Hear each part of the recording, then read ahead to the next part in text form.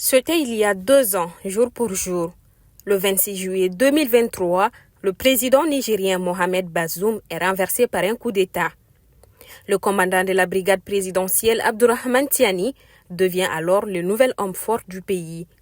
2 ans après, le militaire qui avait promis à ses débuts de rendre le pouvoir aux civils est toujours à la tête du pays. Mars dernier, il a été investi président pour un mandat de 5 ans renouvelable alors que les partis politiques ont, eux, été dissous. L'ancien président Mohamed Bazoum est, lui, toujours détenu au sein du palais présidentiel. À leur arrivée au pouvoir, les militaires avaient fait de la fin de la crise sécuritaire leur priorité.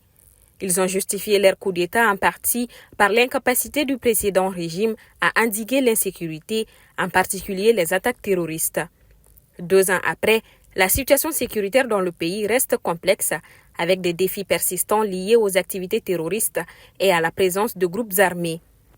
La création de l'AES et la coopération régionale sont des initiatives qui visent à répondre à ces défis, mais leur efficacité reste à démontrer. Comme le Mali et le Burkina Faso, le Niger a noué des relations militaires avec la Russie et a expulsé les forces étrangères du pays. Également, ils se sont retirés de la CEDEAO, du G5 Sahel et de l'OIF. Sur le plan économique, le bilan des militaires reste mitigé. Reprise en main de certains secteurs, système bancaire en mauvaise santé et forte inflation.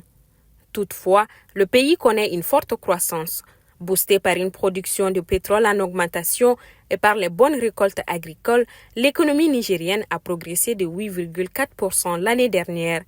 Parmi les mesures phares des militaires au pouvoir ces 2 premières années, il y a eu la réévaluation de certains contrats, y compris la nationalisation de la filiale d'Orano, le géant français de l'uranium.